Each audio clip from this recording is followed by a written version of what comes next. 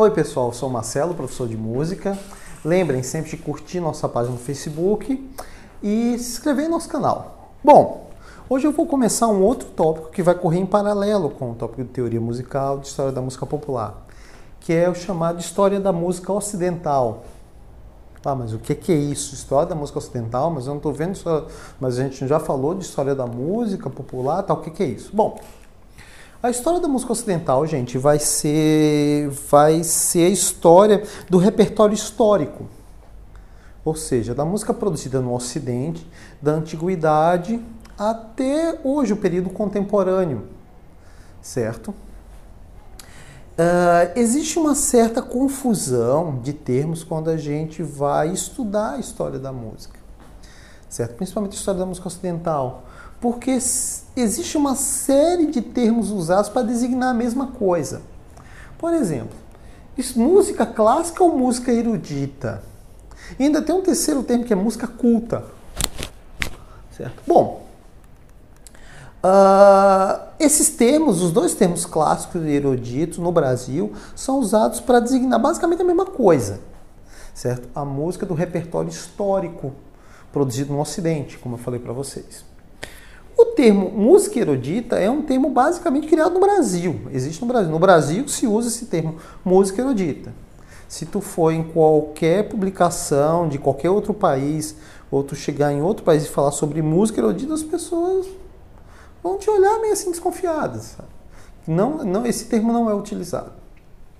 Bom, o termo música clássica já é um termo mais popular, universalmente usado, tanto para o estudo da música histórica, tá? E esse termo clássico ele tem algumas coisas que muitas vezes causam confusão.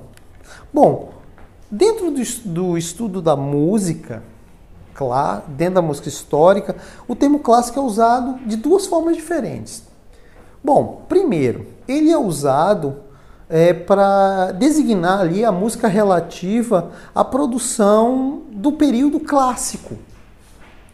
Assim que o período clássico floresceu mais ou menos por volta do final do século XVIII e início do século XIX, tá?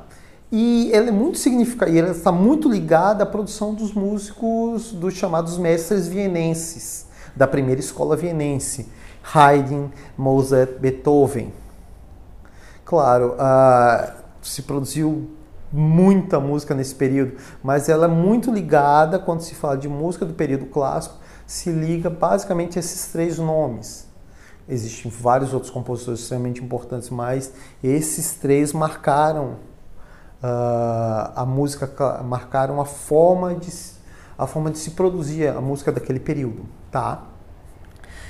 Isso é uma das utilizações do termo clássico. A outra utilização do termo clássico dentro da música é quando nós nos referimos a uma coletânea de composições que são modelos de excelência de um determinado gênero, determinado estilo. Por exemplo, se eu digo que uma música, sei lá, vamos ver aqui, do Led Zeppelin, do The Who, certo? São clássicos. Não é porque eles foram compostos por compositores históricos, mas porque aquela composição X ou Y, ela é um modelo de excelência para aquele gênero. Basicamente o rock dos anos 70, 60, tá? Se eu coloco que, sei lá, vamos fazer um exagero aqui, se o Daft Punk, que é uma banda de técnico só do time de futebol, né? De techno, tem determinado disco X ou Y, são clássicos, é porque o que está incluído, o repertório daquele disco é um modelo de excelência para aquele gênero, tá?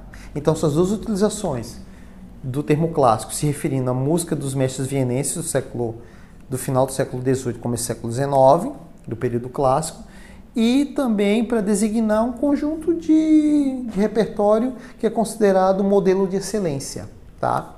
No nosso caso, nós vamos usar o termo música clássica para designar essa música histórica, porque é usado de forma muito mais comum. Ok, gente? Vamos lá. Diferenças entre música clássica, música popular, música folclórica. Vamos ter que fazer uma delimitação para poder tornar a nossa observação mais fácil. Claro, muitas vezes esses gêneros musicais eles se misturam. Tá? A música folclórica influencia na música clássica, a música clássica influencia na música popular, a música popular, sim, também bebe da música folclórica e influencia a música clássica e por aí vai. É uma mistura, é uma teia. Mas assim, nós vamos tentar dividir bem para poder tornar a sua observação mais tranquila. Mas existe uma rede de interações entre esses gêneros. Tá? Vamos lá. Quando nós utilizamos o termo música clássica, vamos nos referir ao repertório histórico. Ok? Quando nos referimos à música popular, vamos nos referir à música produzida de forma popular do final do século XIX ao começo do século XX, do século XIX até o período contemporâneo que nós vivemos hoje. Certo? E a música folclórica vai ser a música ligada, vamos designar as músicas que são ligadas a tradições culturais ou a etnias, ok? Vamos fazer essa pequena diferenciação, ok? Também sobre etnias também se tem um outro termo chamado música étnica. Mas para também não causar uma confusão de uma série de termos, vamos nos resumir a esses 3 termos. Novamente, podemos também ampliar e pegar uma aulinha e falar sobre o que é música étnica. Ok? Vamos lá. Vamos nos deter na história da música clássica, que é o nosso tópico, a história da música ocidental. Bom, a história da música clássica, gente, é dividido em períodos. Esses são os períodos básicos de estudo, certo? O primeiro período ele vai englobar o final da antiguidade e a música medieval, ok? Que vai até cerca de 1450. O período renascentista, 1450 a 1600. O período barroco, de 1600 a 1750. O período clássico, 1750 a 1810. O romântico, 1810 a 1910. A música do século XX, 1910. Eu coloquei aqui anos até 1980, mas, bom. E a música contemporânea, dos anos 80 até a música produzida hoje. Claro, gente, essas datas não são determinadas. Não vamos dizer que em 1600 a gente parou de fazer música renascentista e começou o barroco. Não, não foi assim. Na verdade, essas datas são muitas vezes determinadas por eventos importantes que aconteceram, que marcaram a relevância de algumas modificações da linguagem musical, certo? No caso, um bom exemplo, ou algum fato importante, por exemplo, o final do Barroco, 1750, se colocou essa data modernamente para definir, muito em ocasião da morte de Bach, que foi talvez o principal compositor barroco. Certo? Foi o ápice das técnicas barrocas, foi o repertório de Bach. Então ele morre em 1750.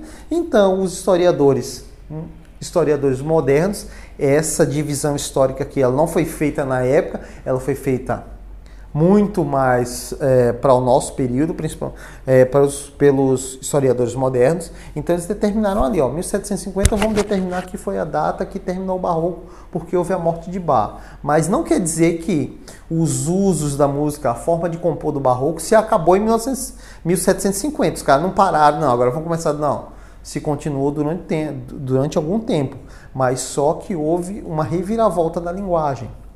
Ok? Então essas datas aqui, muitas vezes não são datas, aconteceu isso, não. Elas são muito mais para poder facilitar a nossa observação. Ok? Bom, gente, A música também ela pode ser dividida em eras musicais de acordo com a linguagem. Uma coisa muito importante do estudo da música é a ideia das linguagens musicais. Uma coisa também que a gente vai ampliar mais à frente, tá? O conceito de linguagens musicais. Basicamente, as eras são divididas. Eu fiz uma, digamos, uma simplificação da simplificação da simplificação da simplificação. Então, eu dividi as eras dentro desses modelos aqui, certo? A era da música modal, que vai pegar aqueles períodos ali, no caso, as técnicas, e aqui os períodos musicais. Antiguidade, medieval, renascença, barroco. A música tonal, que vai pegar que se chama de prática comum. Outro termo que a gente vai ver bem mais à frente. O que significa a prática comum dentro da música tonal. Que vai pegar o barroco tardio, o classicismo, o romantismo do século XIX. A música moderna, que é basicamente a música a partir do século XX, que é a era atonal. Também outro termo que a gente vai ver mais à frente. E o pós-moderno, a contemporaneidade, que vai juntar tudo junto, vai usar tudo, virou bagunça. A gente vai falar, vamos usar tudo agora, tá? Vamos ver. O que é que a gente estuda e a partir de onde a gente estuda a história da música ocidental? Bom, primeiro pelos registros que a gente tem. Quais são os registros? A música escrita ou as partituras. Iconografias, isso é muito interessante. Muita ideia que nós temos hoje dos instrumentos antigos são a partir de imagens que nós temos em catedrais, em quadros. Registros, que não precisam só ser registros musicais com partituras, mas registros assim, de pessoas que fizeram comentários, diários, certo? E mais modernamente, a partir de gravações. Ok? Por onde a gente estuda a música? A partir de suas fontes, tá? O que é que a gente vê em cada período? O que é que a gente estuda dentro de cada período? Primeiro, as linguagens musicais. Cada período, cada compositor vai ter sua linguagem musical.